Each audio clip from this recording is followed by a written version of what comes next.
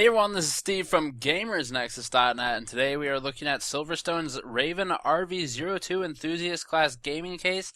As always, I want to talk about some of the hard specs before hitting on my opinions and the objective performance data, which is at the end of this review. Quick note, this case has been out for a little while. It was recently revamped for USB 3.0 support, but it is a really important case for thermal benching, and I want to get it on the benchmark so we can compare it against the upcoming RV04 case, which should be out sometime in the next few months. This case is actually really unique. It's probably one of the most interesting ones we've reviewed to date, and it's all because of how Silverstone focuses on cooling performance over all else. When we met with Silverstone at CES, I asked for their thoughts on the industry's trend toward cable management and ease of installation features and kind of stepping away from cooling innovations. And without missing a beat, they kind of countered me by asking, how often do you build a system? And in general, that answer is once, unless you're reviewers. But in general, you're building it one time and then you're kind of done with it. So in Silverstone's design philosophy, cooling performance is the primary objective, with aesthetics and ease of installation following thereafter. And it does make sense.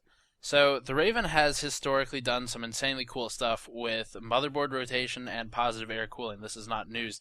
And that legacy continues with the RV02B something or other that we're looking at today.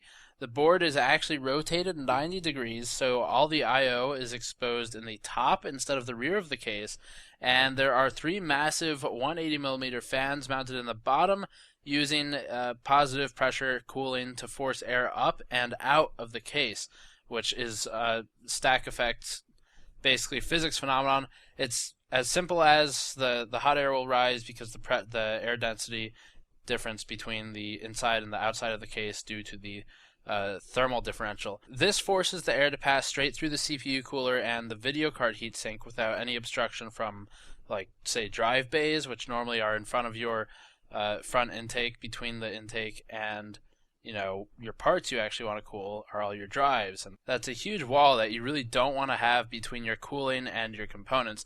They've removed that by making this all bottom mounted intake fans. And with that in mind, the RV02 has only one top mounted 120mm exhaust fan. That is the only exhaust fan, and that helps vent heat from the CPU. But other than that, the case is entirely cooled by just bottom fans naturally forcing air out the top meshes.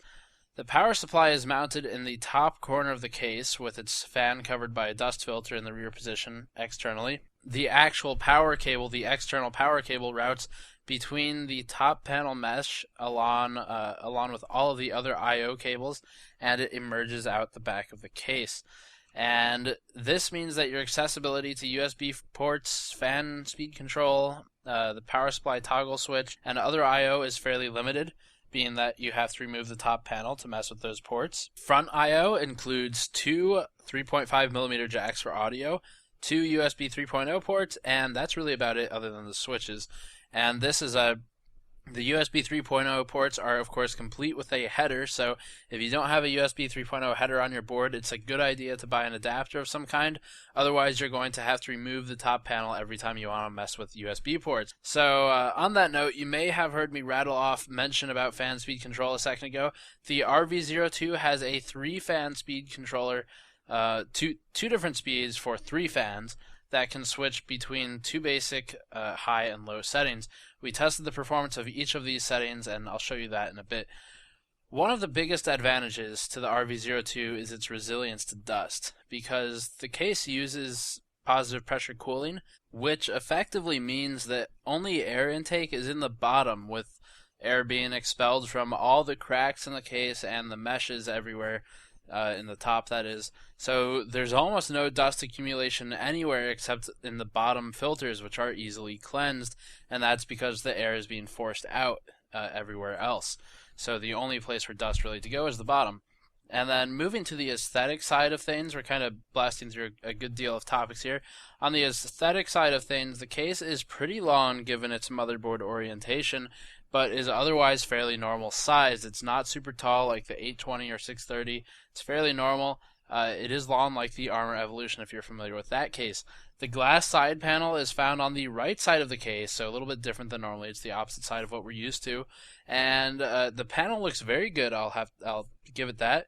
It shows off the core components very well. Doesn't show anything ugly, and really the only downside is you may have to reposition where you place your PC if you want to show it off properly. The top panel vaguely resembles the namesake Raven and is separated into two mesh panels within that allow easy air movement from the bottom through the top of the case, so very good there. And that's without letting a ton of noise through, because it's not like the whole side panel is meshed like, again, on the Armor Evolution. And before jumping into performance benchmarks, I want to talk a little bit about cable management in this case. It's pretty crucial to airflow that you take your time to properly route cables with this one. We always recommend cable management, but with this setup, blocking bottom intake has a significantly larger impact on cooling potential than in a case where you're relying on side and front intake. Because SilverStone doesn't have all the ease of installation features that some other cases have, like NZXT's high-end products I've mentioned, it took a little bit more effort than normally to successfully conceal and route all the cables. And in my full review, I use a highway analogy to explain cable routing with this case. You'll want to run all the cables effectively within the same channel along the rear side of the board tray, since the cutouts are basically present everywhere else. They're like riddled through it. So the fans, the motherboard power, the PCI Express power, and basically your SATA connections, if you have any, all need to take different exits, we'll call it, on our so-called highway of cables, so that you can reduce clutter and actually allow the rear panel to close. Otherwise, it'll be too fat. And you can stuff some of the skinnier cables between the bottom fans to hide them. Excess Molex and SATA power can be hidden in the last drive bay, and there are a couple other tricks I discuss in the review. I'd recommend taking advantage of SilverStone's built-in SATA data and power connectors for the first drive dock. If you're on only one drive, it'll eliminate the need for a SATA power cable and reduce clutter a bit, and it's a little bit more trustworthy, I guess, more durable than your average crappy SATA data connection and power connection, which are prone to breaking because they're a terrible standard. So SilverStone, big props to them for adding that in.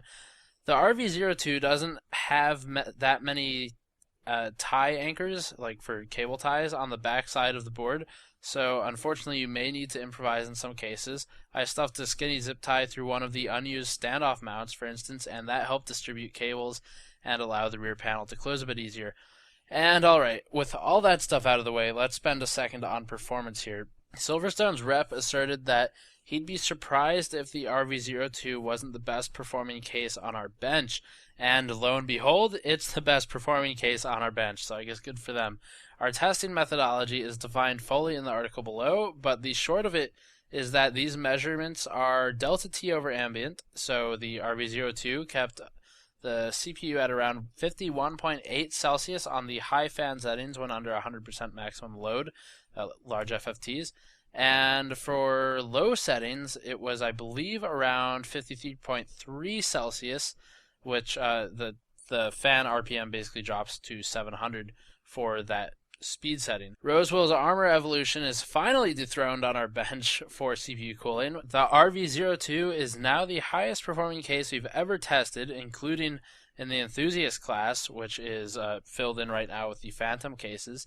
And in fact, it's just the highest performing case we've ever tested, period, for CPU cooling. Let's look at GPU performance. It's not quite as impressive here as the CPU performance, but as with all cases we test, GPU thermal tests have pretty big ifs involved.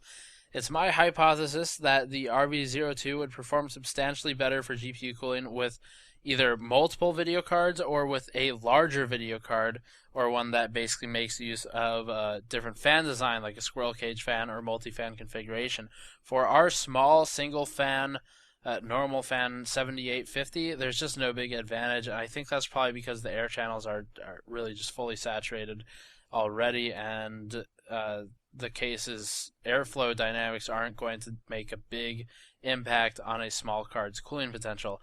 So, overall, looking at everything we just talked about, I'm really happy with the case. It It builds really nicely. The cable management is a little bit of effort, but it looks good once it's done. It cools insanely well, and it's just really cool overall. Like the actual design, I mean, is very interesting because of the way the motherboard is. A little bit of an annoyance when you're trying to access USB that, you know, if you've already saturated your front ports and you need more, that's a little annoying. It's not so annoying that it'd stop me from buying the case, if you know what I'm saying.